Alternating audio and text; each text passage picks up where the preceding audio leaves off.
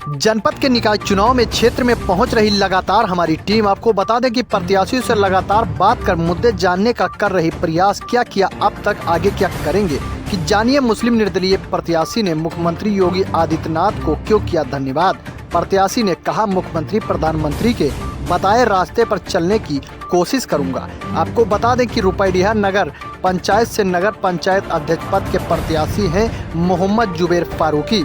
प्रधान रहकर क्या किया विकास और नगर जनता ने चुना, तो आगे क्या करेंगे। मोहम्मद जुबैर फारूकी से हमारी टीम ने बात किया, देखिए आगे की रिपोर्ट। हिंदू मुस्लिम साथ चलेगा, एकता का राज चलेगा, क्योंकि हमारे माननीय मुख्यमंत्री जी और माननीय श्री नरेंद्र मोदी जी प्रधानमंत्री जी, इन सभी का नारा है सबका साथ, सबका विकास, सबका विश्वास।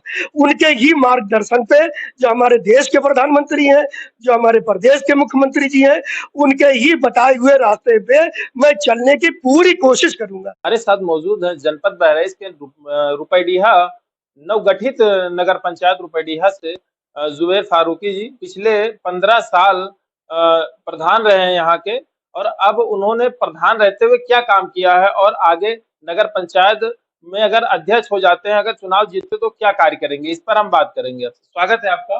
धन्यवाद। क्या करेंगे आप? आपने अभी तक रुपैडिहा के लिए क्या किया था? देखिए, सबसे पहले मैं अपने उत्तर प्रदेश के यशस्वी मुख्यमंत्री श्री योगी आदित्यनाथ जी को रुपैडिहा को नगर पंचायत बनाने के लिए बहुत बहुत धन्यवाद देता हूं, क्योंकि ये कस्बा रुपैडिहा बॉर्डर क्षेत्र का एरिया है, काफी पिछड़ा हुआ एरिया है, शिक्षा से भी पिछड़ा हुआ है, हर चीज में ग्रामीण इलाका ज्यादा था, तो हर चीज में पिछड़ा हुआ है। तो माननीय मुख्यमंत्री जी ने इसको संज्ञान में लिया और रुपैडिहा को नगर पंचायत बनाया। इसलिए नगर पंचायत बनाने के लिए एक बार पुनः मैं माननीय मुख्यमंत्री जी को तहे दिल से उनकी शुक्रिया अदा करता हूँ। आपने प्रधान 15 साल महिला पुरुष दोनों मिलाकर के आप प्रधान रहे। 15 सालों में आपने क्या किया रुपैडिहा के लिए? देखिए, सबसे पहले मैं राजनीति में 1995 में आया, जब मैंने वार्ड मेंबर का चुनाव लड़ा। उसके बाद मैं उप प्रधान बना इस रुपैडिहा का 1995 में। 2000 सन में 2000 तक मैं था। 2000 में फिर ये पिछड़ी सीट हो गई, तो मैं चूंकि जनरल कास्ट में आता हूँ, तो मैंने एक बैकवर्ड प्रत्याशी को लड़ाया था, और उसके बाद 2005 में जनरल सीट हुई, तो मैं स्वयं प्रधान निर्वाचित हुआ।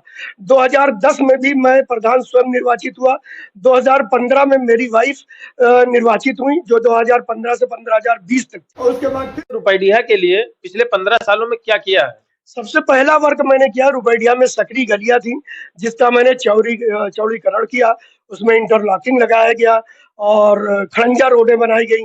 नाली नहीं थी, नालियां बनाई गई, और साफ सफाई में जो भी हमारे पास उपलब्ध था, एक सफाई कर्मी था, उस पर भी विशेष ध्यान दिया। हालांकि उतना उपयुक्त नहीं था, क्योंकि एक ही सफाई कर्मी था। अगर आप चुनाव जीतते हैं तो आप क्या करेंगे रुपैडिहा के लिए? सबसे पहले रुपैडिहा के लिए जो बड़ी समस्या नंबर 1 पे है, वो जल निकास की समस्या है। सीवर बनाए जाएंगे, जिनका आउटर बनाया जाएगा कि पानी ले जाके इसको गिराया कहाँ जाए। ये रुपैडिहा की बड़ी समस्या है। जो पानी नालियां बनी हुई है उसी में भरा रहता है, बाहर कहीं नहीं जाता है। तो इसके लिए आउटर बना के इसको, मेरे संज्ञान में जो है, मेरी जानकारी में, इसको हम धुंधरा नाले में ले जाके गिराने का मेरा विचार है। अन्य प्रत्याशी भी विभिन्न प्रकार के वादे कर रहे हैं कि मैं विभिन्न तरीकों से विकास करूंगा। जनता आपको ही क्यों चुने, आप पर ही भरोसा क्यों करे? क्योंकि उन्होंने मेरा 15 साल का कार्यकाल देखा है। मैंने किसी के साथ भेदभाव नहीं किया काम में, और विकास का काम किया है, सबको साथ लेके चला है। कोई भी धर्म के हो, किसी भी जात के हो, कोई भी हो, चाहे बहुसंख्यक हो, चाहे अल्पसंख्यक हो, चाहे दलित समाज के लोग हो, चाहे क्रिश्चियन समाज के लोग हो, चाहे सिख समुदाय के लोग हो, मैंने सभी को दिल से लगा के रखा और सभी का काम किया है। आपको क्या लगता है कि आपका प्रतिद्वंदी कौन है?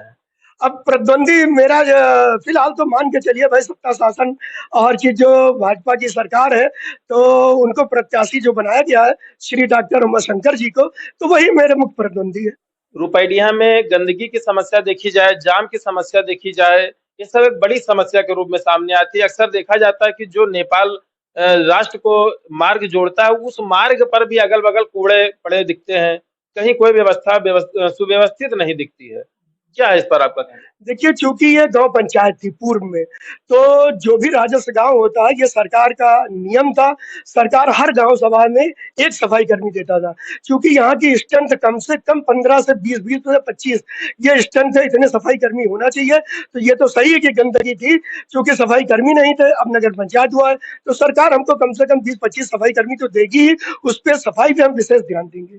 क्या लगता है आपको हिंदू मुस्लिम सबका वोट मिलेगा आपको? हिंदू मुस्लिम साथ चलेगा, एकता का राज चलेगा। क्योंकि हमारे माननीय मुख्यमंत्री जी और माननीय श्री नरेंद्र मोदी जी प्रधानमंत्री जी, इन सभी का नारा है सबका साथ, सबका विकास, सबका विश्वास।